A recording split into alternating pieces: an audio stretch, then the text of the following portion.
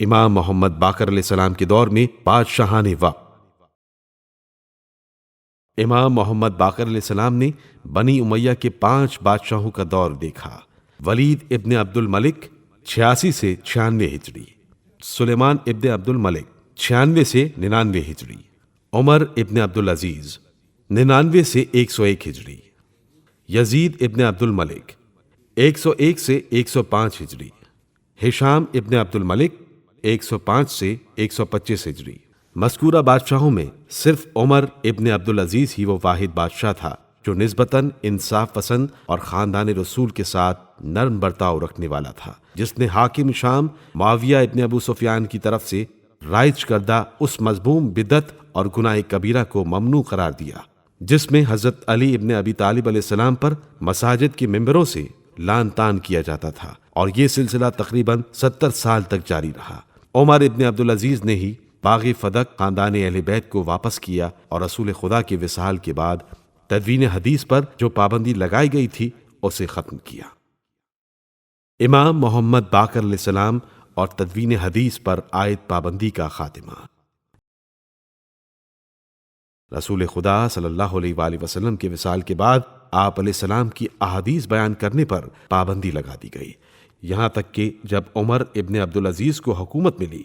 تو انہوں نے تقریباً 100 سال کے بعد احادیث بیان کرنے پر جو پابندی تھی اسے ختم کر دیا۔ نہ صرف پابندی ہٹائی بلکہ اپنے دور حکومت میں اس نے حکم دیا کہ احادیث رسول صلی اللہ علیہ وآلہ وسلم کو جمع کیا جائے۔ اس سلسلے میں عبداللہ ابن دینار سے نقل کیا گیا ہے کہ عمر ابن عبد العزیز نے ابو بکر ابن محمد ابن حزم کو خط لکھا کہ رسول خدا صلی اللہ علیہ وآلہ وسلم کی احادیث، خصوصاً آپ صلی اللہ علیہ وآلہ وسلم کی وہ احادیث جو عمرہ بنت عبد الرحمن ابن اسد ابن زرارہ نے نقل کی ہیں، انہیں لکھا جائے۔ یہاں تدوین حدیث پر پابندی کے بارے میں اہل سنت کی بعض معتبر کتب کی عبارتیں پیش کی جا رہی ہیں۔ تاریخ طبری: جب بھی خلیفہ دوم کسی علاقے میں کوئی گورنر یا حاکم بھیجتے تو اسے یہ حکم دیتے کہ قرآن سے زیادہ بیان کرو اور حضرت محمد صلی اللہ علیہ وآلہ وسلم سے احادیث کم نقل کرو۔ طبقات الکبریٰ: قرظہ ابن کعب انصاری کہتے ہیں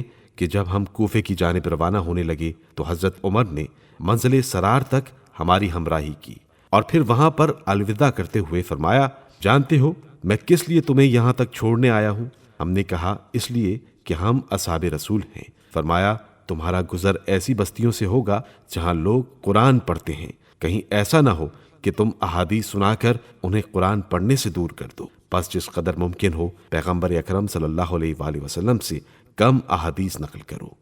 تذکرۃ الحفاظ: امام ذہبی لکھتے ہیں حضرت عمر نے 3 صحابہ اکرام حضرت ابو مسعود انصاری، حضرت ابو درداء اور حضرت عبداللہ ابن مسعود کو احادیث نبوی نقل کرنے پر قید کر دیا۔ سیر اعلام النبلاء اور مستدرک حاکم: اسی طرح ایک اور مقام پر امام ذہبی اور حاکم سے نقل ہوا ہے کہ خلیفہ دوم نے حضرت عبداللہ ابن مسعود، حضرت ابو درداء اور حضرت ابو ذر کو احادیث رسول نقل کرنے کی وجہ سے سرزنش کی اور اپنی خلافت کے آخری ایام تک انہیں مدینے سے باہر نہیں نکلنے دیا۔